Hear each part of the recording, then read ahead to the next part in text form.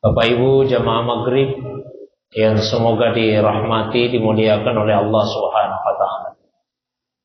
Alhamdulillah, malam ini kembali kita dihadirkan, dipertemukan oleh Allah Subhanahu wa ta'ala dalam majelis yang semoga dimuliakan ini untuk melanjutkan kembali kajian kita, kajian tafsir ayat-ayat Al-Quran. Pertemuan yang terakhir kita telah sampai pada ayat yang ke-35 dari surah Thaha, urutan surah yang ke-20, yang merupakan penjelasan dari permohonan Nabi Musa alaihissalam kepada Allah Subhanahu wa ta'ala. Doa atau permohonan Nabi Musa alaihissalam kepada Allah Subhanahu wa ta'ala dimulai dari ayat yang ke-25 sampai pada ayat yang ke-35. Di tiga ayat terakhir 33, 34, 35, Nabi Musa alaihissalam berkata, "Kai nusabbihaka katsira wa nazkuraka katsira innaka kunta bina basira." Ya, itu saya mohonkan kepadamu ya Allah, kata Nabi Musa, supaya kami banyak bertasbih mensucikanmu dan kami banyak berzikir mengingatmu. Innaka kunta bina basira, sesungguhnya engkau maha melihat kepada kami. Jadi ada dua alasan pokok yang dikemukakan oleh Nabi Musa alaihissalam dalam doanya itu. Yang pertama, supaya banyak bertasbih, yang kedua banyak berzikir. Sebetulnya tasbih itu adalah bagian dari zikir, ya. Tapi kemudian dipisahkan pada ayat-ayat ini untuk menekankan bahwa tasbih yang dimaksud di sini yaitu mensucikan Allah, zatnya, sifatnya, fi'ilnya, namanya, dari hal-hal yang tidak layak untuk disandarkan kepadanya. Sementara berzikir yang dimaksud yaitu mengingat kebesaran Allah Subhanahu wa ta'ala di dalam hati dan menyebut kalimat-kalimat thayyibah melalui lisan. Ya. Lalu seperti apa jawaban Allah SWT terhadap doa Nabi Musa AS itu? Nah, kita lanjutkan pada ayat yang ke-36. Allah SWT berfirman, "Qala qad utita su'laka ya Musa wa laqad mananna 'alaika marratan ukhra id auhayna ila ummika ma yuha anikzifihi fit tabuti fakzifihi fil yammi falyulqihil yammu bis-sahili ya'khudhuhu aduwwun li wa aduwwun lahu wa alqaitu 'alaika mahabbatan minni walitusna'a ala aini." Qala, Allah SWT kemudian menjawab, "Qad utita su'laka ya Musa." Sungguh kamu telah diberikan sesuai dengan permintaanmu itu wahai Musa. Jadi semua yang kamu minta, mulai dari israh li sadri, kelapangan dada, kamu minta yassir li amri, kemudahan urusan, kamu meminta agar kekakuan pada lidahmu dihilangkan, kamu meminta agar mereka yang mendengar ucapanmu bisa paham, kamu meminta agar Harun saudaramu dijadikan sebagai wazir, ya, dijadikan sebagai pembantumu, ya. Semua itu kata Allah SWT, utika su'laka ya Musa. Semua yang kamu minta dipenuhi oleh Allah Subhanahu wa ta'ala. Apa yang kamu minta semuanya Allah SWT penuhi. Bahkan walaqad mananna 'alaika marratan ukhra, permintaanmu yang sebelumnya pun telah kami penuhi. Bahkan bukan hanya permintaanmu, kami telah memberikan nikmat kepadamu sejak kamu masih bayi. Sudah banyak nikmat yang telah kami berikan kepadamu wahai Musa. Nikmat seperti apa itu? Id auhayna ila ummika mayuha. Ingatlah ketika kami mewahyukan kepada ibumu apa yang telah diwahyukan. Jadi secara bahasa wahyu itu artinya pemberitahuan yang mempunyai dua sifat, cepat dan tersembunyi. Itu namanya wahyu. Pemberitahuan yang sari dan khafi. Pemberitahuan yang cepat dan tersembunyi. Kalau pemberitahuan yang cepat dan tersembunyi ini diberikan oleh Allah SWT kepada Nabi, maka itulah yang secara spesifik disebut dengan wahyu. Kalau diberikan bukan kepada Nabi, maka itu kemudian dinamakan dengan ilham. Ya. Itulah yang dimaksud dengan wahyu yang diberikan kepada ibunya Nabi Musa alaihissalam. Secara bahasa disebut wahyu, tapi sebetulnya yang dimaksud adalah ilham. Pemberitahuan yang cepat dan bersifat tersembunyi kepada yang bukan Nabi Allah Subhanahu wa ta'ala. Pemberitahuan apa itu? Akzihi fit tabut. Allah SWT mengilhamkan kepada ibunya Nabi Musa, masukkanlah anakmu yang masih bayi ini ke dalam tabut, masukkan ke dalam peti. Kemudian setelah itu faqdhihi fil yammi, kemudian hanyutkanlah dia di sungai. Kenapa ini dilakukan? Karena Fir'aun, seperti yang riwayatnya sering kita dengarkan, pernah bermimpi bahwa akan ada seorang anak yang lahir dari Bani Israel yang akan mengambil kekuasaannya. Ya, maka kemudian Fir'aun memerintahkan agar bayi-bayi itu dibunuh sebelum mereka tumbuh menjadi dewasa.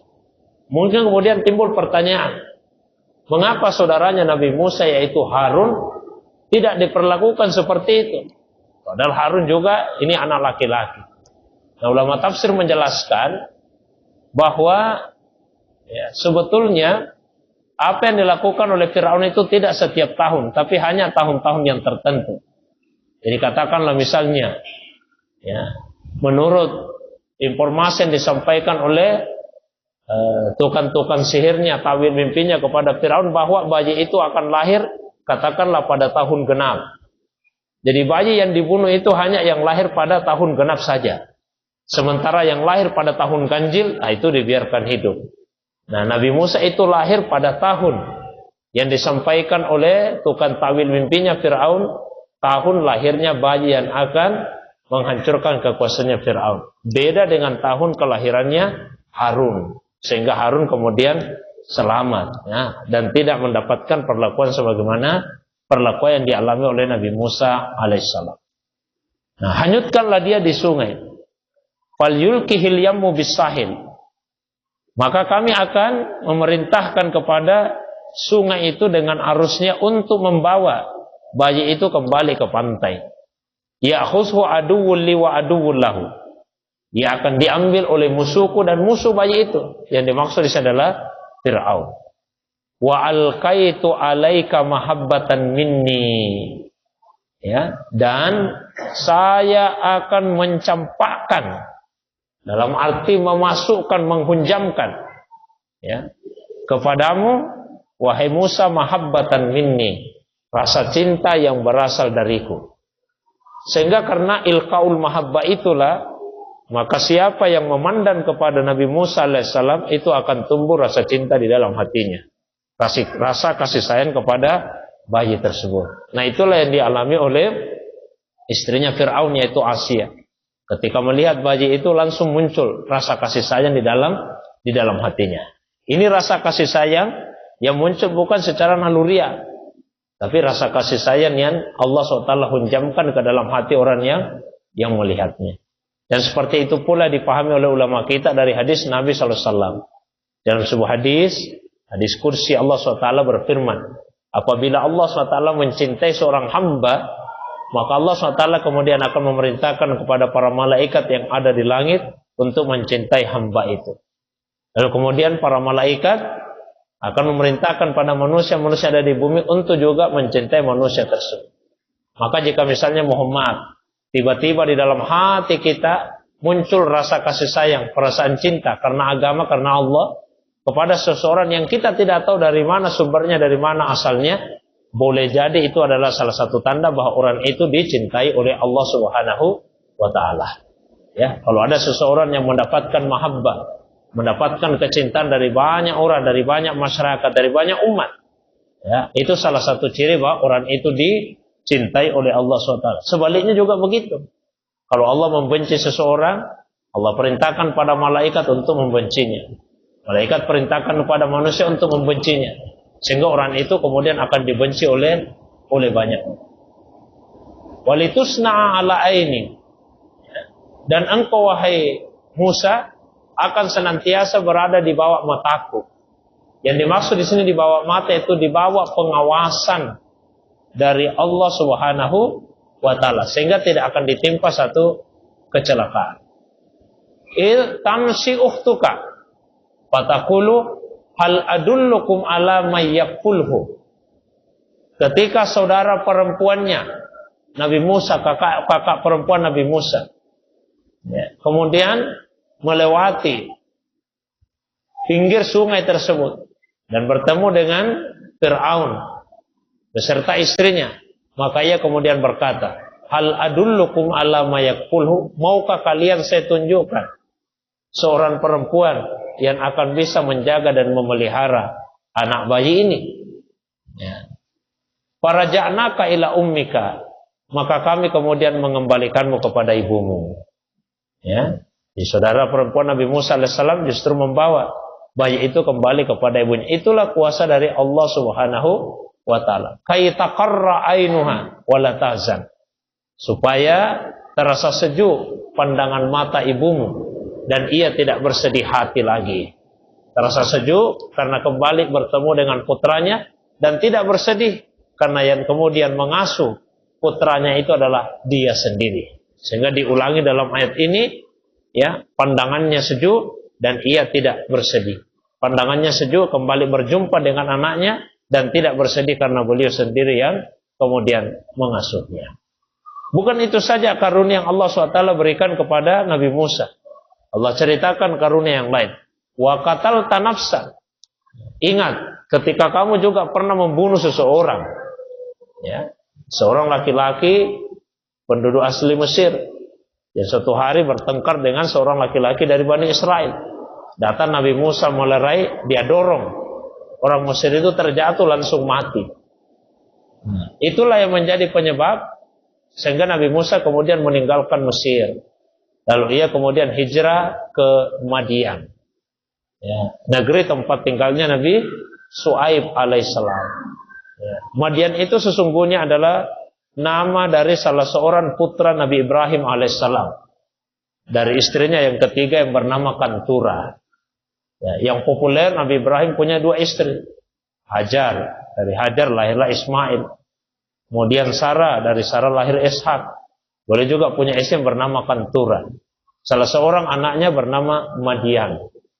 Ya, Madian ini kemudian menikah dengan salah seorang putri Nabi Lut alaihissalam. Nah, anak. Lalu kemudian melahirkanlah suku Madian, kaum Madian. Nah, salah satunya adalah Nabi Shu'aib alaihissalam, yang mempunyai putri dan kemudian putrinya dinikahkan dengan Nabi Musa alaihissalam. Wa qatalta nafsan.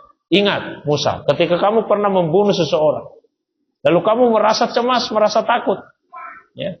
Fanajjainaka minal ghammi. Kami kemudian menyelamatkanmu dari kecemasan itu. Ya. Wa fatannaka futuna. Dan kami kemudian memberikan ujian kepadamu. Ujian yang berlipat-lipat ganda, cobaan yang bermacam-macam. Falabista sinina fi ahli Madian. Maka kamu kemudian tinggal, ya, beberapa tahun di Madian.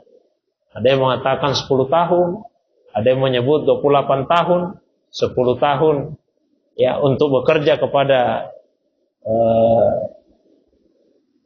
mertuanya, ya, sebagai katakanlah maharnya, dan 18 tahun setelahnya kemudian tinggal sama-sama dengan istri dan anaknya. Summa ji'ta ala qadarin ya Musa. Kemudian engkau wahai Musa, ya, datang menurut waktu yang telah ditetapkan. Artinya kembali lagi ke Mesir. Wastana'tuka li nafsi, dan saya telah memilihmu untuk diriku. Ya, maksudnya memilihmu untuk menjadi nabi. Jadi nabi itu pilihan, murni pilihan Allah. Tidak ada usaha manusia sama sekali.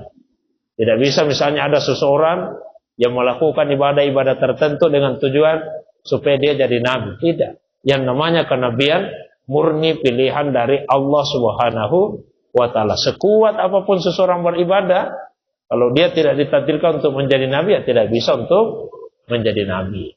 Misalnya Rasulullah SAW berkhalwat itu tujuannya bukan mau jadi nabi. Ya, bukan karena mau jadi nabi kemudian beliau berkhalwat. Tapi beliau berkhalwat karena beliau kemudian merasakan bahwa apa yang dilakukan oleh masyarakatnya pada saat itu sesuatu yang salah. Beliau tidak tahu bagaimana solusi untuk mengatasi masalah itu. Maka beliau kemudian berkhalwat menyendiri. Tapi itu bukan beliau lakukan dengan tujuan supaya diangkat menjadi nabi oleh Allah SWT.